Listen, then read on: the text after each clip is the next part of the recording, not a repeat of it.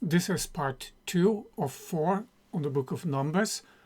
We're going to look at the section of the book where the people are still at Mount Sinai.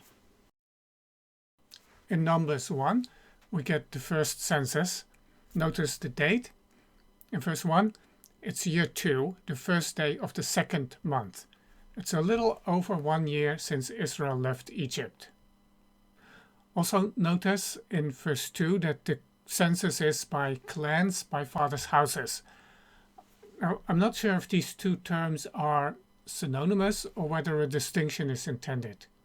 In the second census, in chapter 26, the clans are listed by name, and these clans or families are the sons of each patriarch, that is, the second generation of the tribe.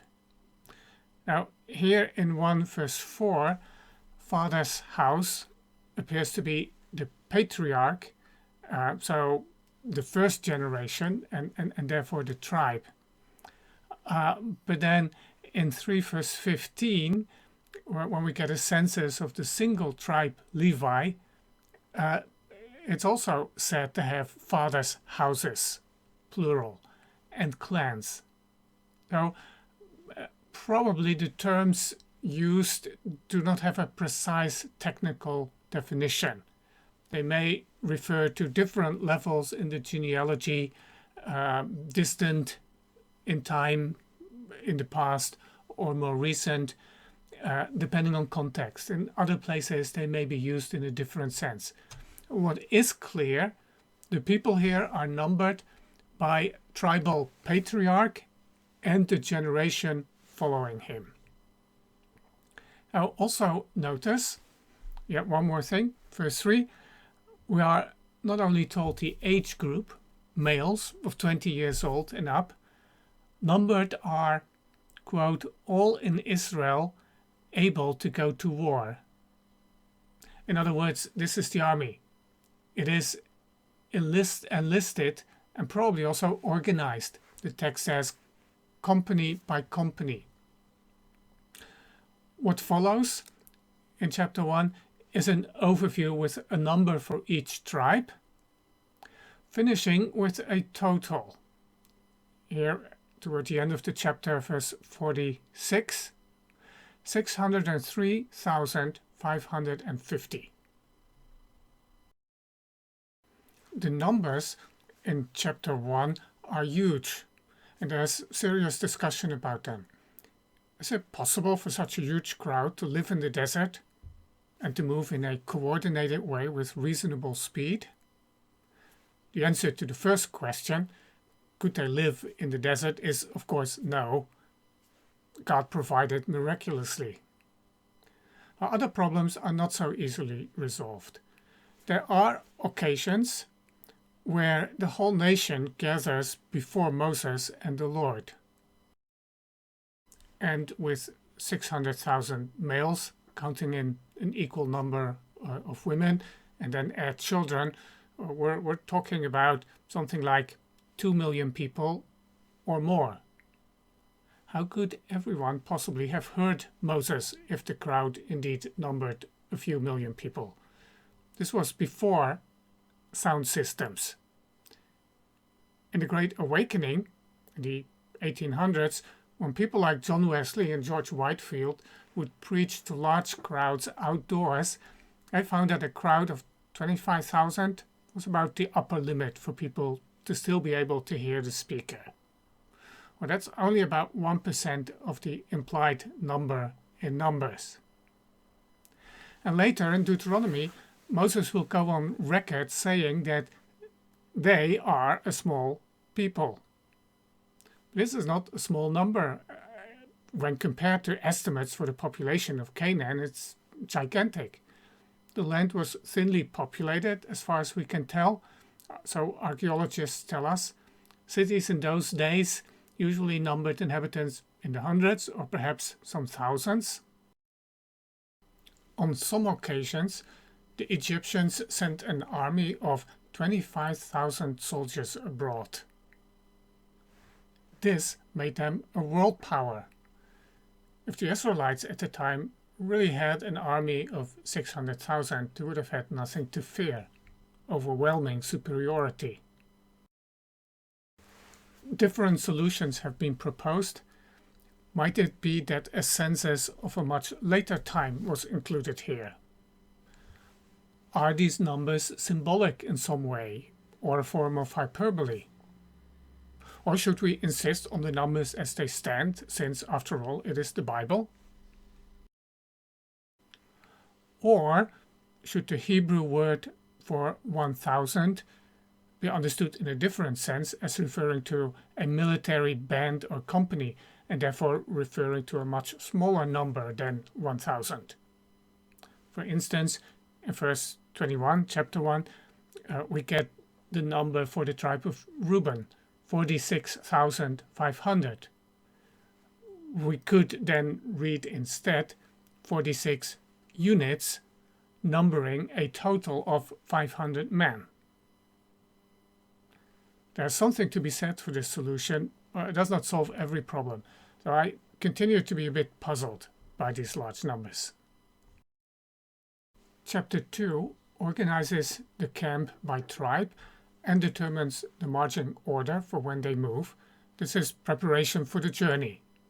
The multitude is transformed into a well-organized and well-coordinated troop or company.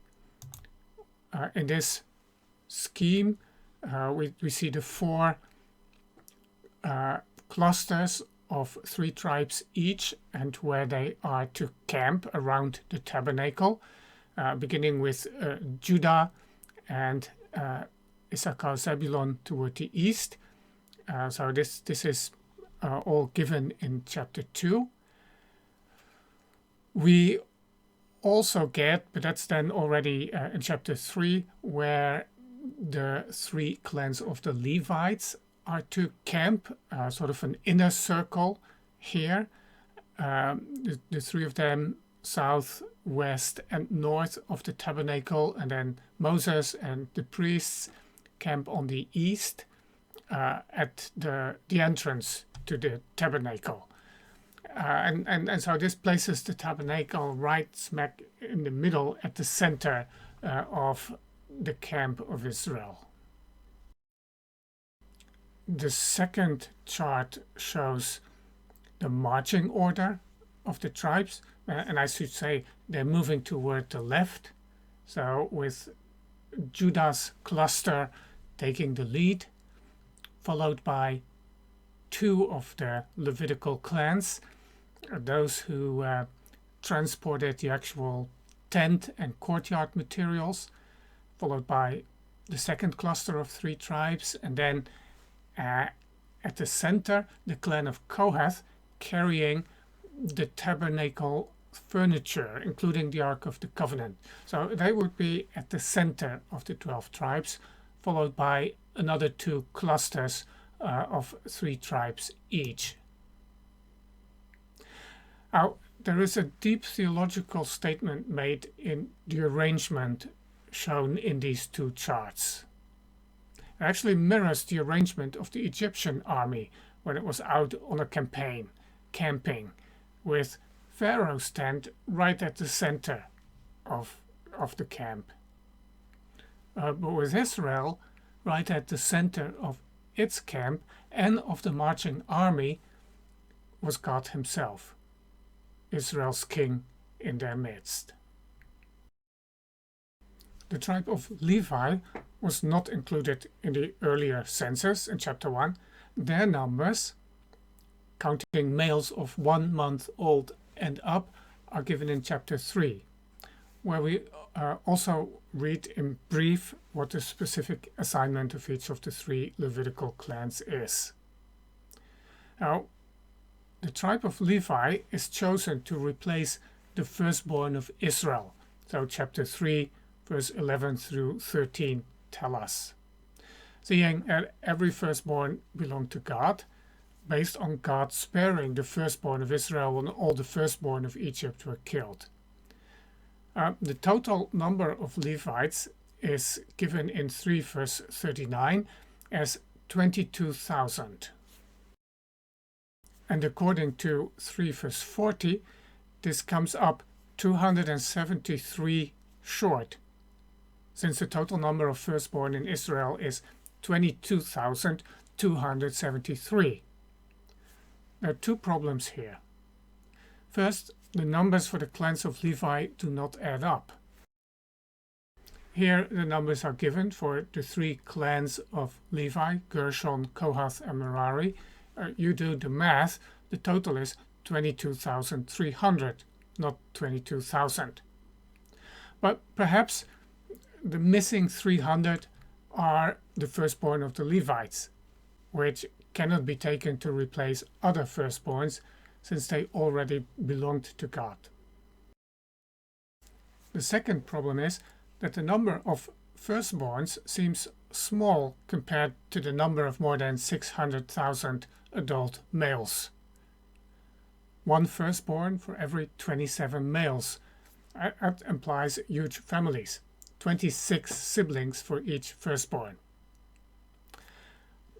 A possible solution: only the firstborn born after the Exodus are counted. Then the proportion would be reasonable, although it still leaves the challenge of very large numbers in general. Here it would not make sense to speak of units rather than thousands. So the numbers continue to be a puzzle. Numbers 4 goes into more detail regarding the specific assignment of each clan of the Levites. It also includes a second census of Levites, this time those between 30 and 50 years of age, that is, those who are qualified to serve in these tasks. This ends the first block of material in Numbers.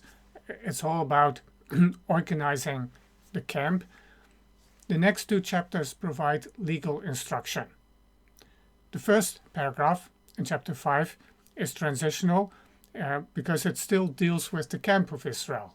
All those with serious impurity need to depart from the camp because it was holy, because after all, God himself was in the midst of the camp. Serious impurity includes having touched a corpse, a defiling skin condition, and a discharge, but not normal menstruation or sexual activity. There is also a short instruction on making restitution, but two issues loom large in chapter 5 and 6, and that is jealousy and Nazirites. In chapter 5, we have a ritual for husbands suspecting their wives of adultery. Well, what did you think of that? It obviously reflects the double standard of the day. There is no ritual for husbands suspected of unfaithfulness.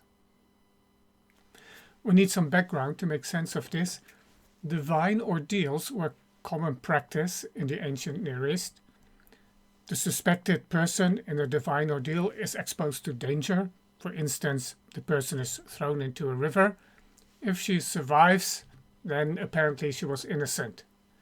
Basically, it was expected that the gods would intervene for the innocent person and save her. Notice that the ordeal in Numbers is very different. God does not have to intervene to save. He would have to intervene to condemn. There is a vessel with water and some dust from the ground of the sanctuary. This becomes, so the text, the water of bitterness that brings the curse. The curse that is spoken in the course of the ritual is also written down and then washed off into the water. Now, this brew is pretty harmless in itself, unless God intervenes to uphold the curse that has been spoken. The ritual therefore really serves to protect the woman suspected by her husband. Let's face it, how likely is it that she is guilty? Is it more likely that his jealousy is his problem? I have yet another question. How often do you think that this ritual was performed? We don't know, of course, but I would guess not very often. the whole affair is, after all, rather public. People would know. As a husband, you'd think about it before acting. And how often could you initiate this ritual before you began to look ridiculous? So in short, it's actually an example of Mosaic legislation that is protective of women. And then there is the law on Nazirite vows.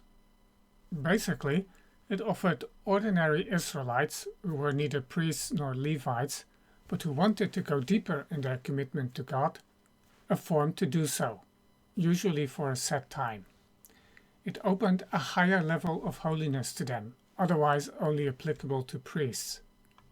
Of course, no one who had not been born in a priestly family could become a priest, but they could become a Nazirite. The word is derived from the Hebrew verb to separate, or also to abstain from something. In this case, obviously everything that came from the vine and other alcoholic drinks, presumably because of its link to fermentation and therefore decay and death. It's a gracious invitation and provision from God for those desiring a deeper relationship with Him. Chapter 6 finishes with the well-known priestly blessing. I'm not going to comment on it, but it is worth meditating on. And you may even want to pause the recording at this point for a few minutes and reflect on these verses and what they imply. With chapter 7, we return to practical matters. As pointed out, this chapter is not chronological. It precedes Numbers 1 through 6. The chiefs of the 12 tribes bring presents on the day of the tabernacle's dedication. That was the very first day of that second year, year 2, month 1, day 1. What they bring is 6 wagons or carts with 12 oxen to pull them. And they are meant to transport those elements of the tabernacle that were not to be carried by hand. The holy furniture that the Kohathites had to carry. And this is followed by 12 days of offering, on which one tribe per day brings certain vessels of silver and gold and a set of sacrifices. Each chief brings the exact same offering. Each offering is described in detail. This makes for one of the longest chapters in the Bible, as certainly the most repetitive. Apart from the name, we read the exact same text 12 times. And if that's not enough, at the end we get the grand total of the gifts and sacrifices. Maybe sound accounting practice, but it doesn't make for great reading. What on earth is the point? We find out in the very last verse of the chapter, verse 89. After all these offerings, when Moses went into the tent of meeting to speak with the Lord, he heard the voice speaking to him from above the mercy seat that was on the ark of the testimony, from between the 2 cherubim, and it spoke to him. All the tribes have contributed to this. All the tribes have a share in this, in the tabernacle, and the presence of God speaking to the people. An equal share. This chapter shows Israel at its best, unified as it should be. Chapter 8 begins with a brief instruction to Aaron regarding the lampstand. This makes sense because we are back at the point where the tabernacle has just been set up and is being prepared to function. And then the Levites are purified. Interestingly, for this, water of purification is used, the instruction for which won't be given until chapter 19. And in 8 verse 10, the Israelites put hands on the Levites, indicating that they take their place in serving. Through the ritual that is described, the Levites are cleansed, atoned for, and separated for their ministry. At the end of the chapter, we're told that they do duty from 25 until 50 years old. This differs from the age that was mentioned in chapter 4. There it was 30 years. Perhaps reflecting different rules at different times, or perhaps including a period of internship or training. In chapter 9, the Israelites celebrate the Passover for the very first time since they left Egypt. We also learn about the cloud and how it functioned. Their departure and the duration of their stay at any particular location on the way was strictly regulated by the cloud. Since the cloud was visible, there could be no doubt about it. How would you like to have guidance as clear as this? Would you like that? Never in doubt whether to leave, where to go, what to do? Oh, there may be times like this in our lives. What we should notice, it's a phase. In the land, the cloud did not lead. We shouldn't get stuck in a phase. God speaks, we obey. Well, that's not wrong, but it's very incomplete. In fact, I do not believe it's God's ideal for us. He wants partnership, relationship, mature initiative, responsibility. And sometimes, then, God may tell you exactly what to do. But at other times, he may ask back, what do you think is the right thing to do? One more thing is to be put in place in preparation for the move: trumpets, to signal either a need to gather or it's time to break camp. There's 2 trumpets made of silver. They're not so-called shofars, ram's horns. They're different. They are also to be blown as an alarm in time of war and at the appointed feasts over the sacrifices, 10 verse 10, as a reminder of you before your God. I'm inclined to think of these latter 2 uses as, on the one hand, a wake-up call we sometimes need, and on the other, a form of prayer, on occasion even a scream for help to God.